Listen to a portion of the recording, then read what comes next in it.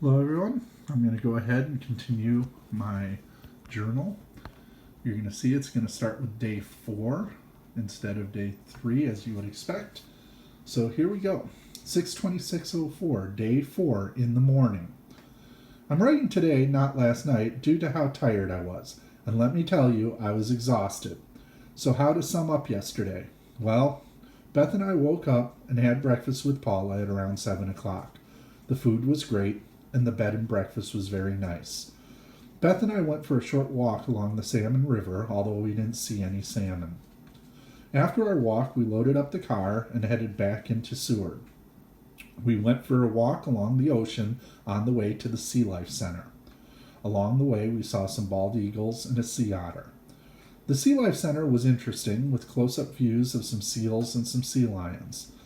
After this tour, we walked back. Along the way, I was able to notice some Dall's porpoises heading out towards the ocean. Before I forget, I need to mention the interesting nature of the ocean front.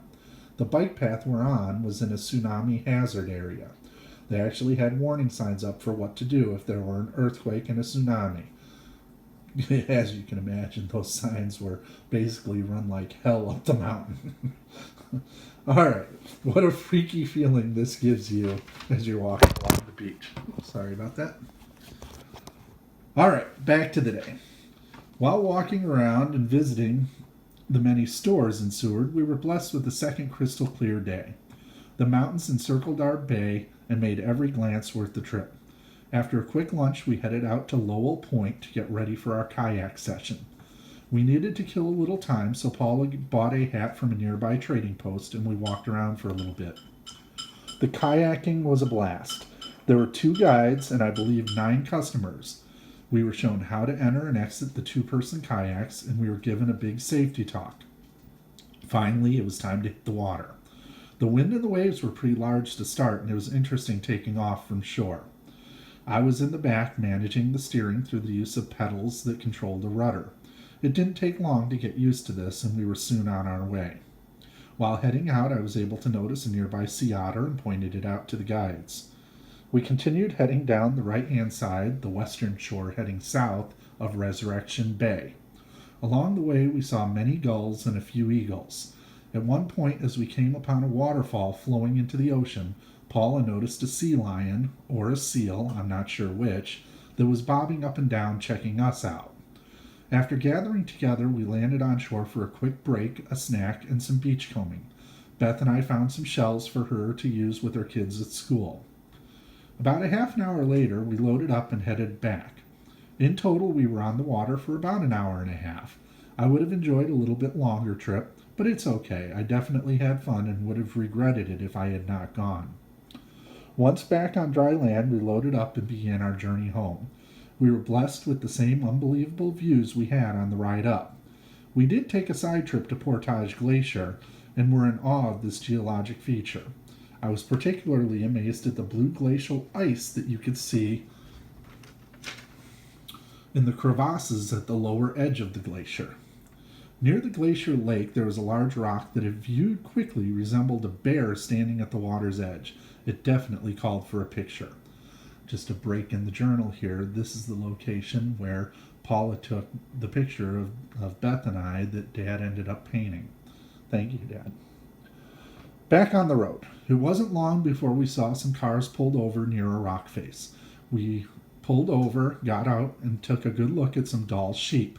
Very cool. These all-white sheep were standing on ledges, and it was amazing how they could have possibly gotten there.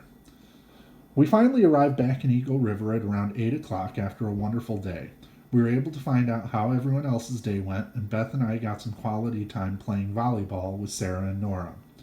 Before turning in for the night, Dad took me on a ride to a nearby park center, the Chugach Park. It was about a 15-minute drive, and he showed me where some moose might be found.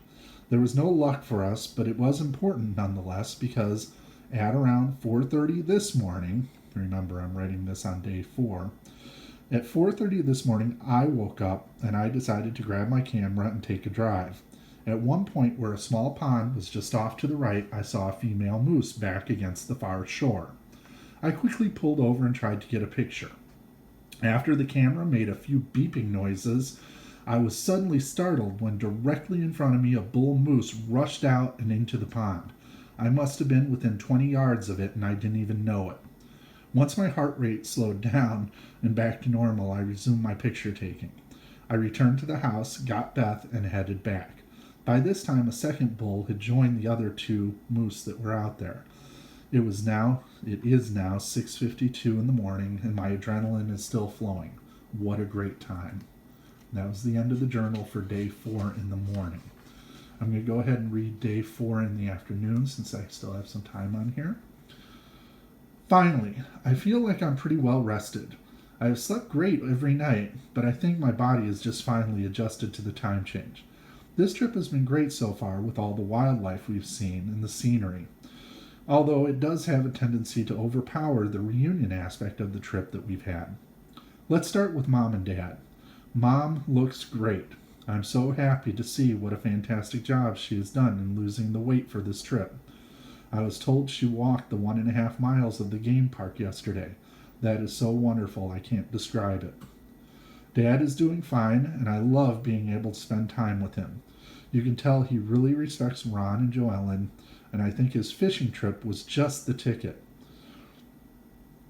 I'm heading into Anchorage now, so I'll continue to write this in just a bit.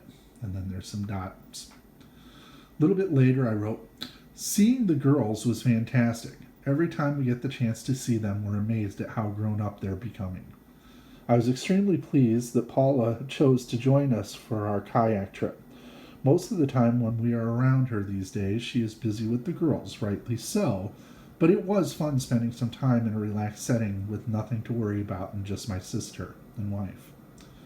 Aunt Judy seems to be doing okay. I haven't gotten to spend as much time with her as I would have liked on this trip. I hope to be able to in the next day or two. Ron, Joe, Jason, Aaron, and Shawnee are all terrific. You couldn't ask for a nicer group of people. How they have opened their home and lives to us is remarkable. The eagerness with which they have done so is amazing. I feel as though I have grown up knowing them. Today, after getting up, following our moose experience, we had a relaxing morning around the house. We eventually got ready and headed into Anchorage to a local artist farmers market. This was a lot of fun, and we were able to load up on some gifts and souvenirs. Beth got a new dress, and I got an interesting musical whistle. We also got some wind chime gifts for both my mom and dad and Beth's mom and dad. Last of all, we got a print. This print is nice, but I don't think it's the print or artwork that we're actually looking for our living room. Following the market, we headed to Costco and then back home. We met Aaron and a neighbor dog that comes over a lot named Bear. Since then, we have simply hung out. This is definitely needed because how action-packed the last few days have been. Tonight, I plan to head out for another walk and moose search. Tomorrow involves trying to go for a hike. I hope I'm up to it. Well, that's all for now. So there it is. That was day 3 and day 4, and I think even heading into day 5 a little bit. All right. Next one coming out tomorrow, hopefully.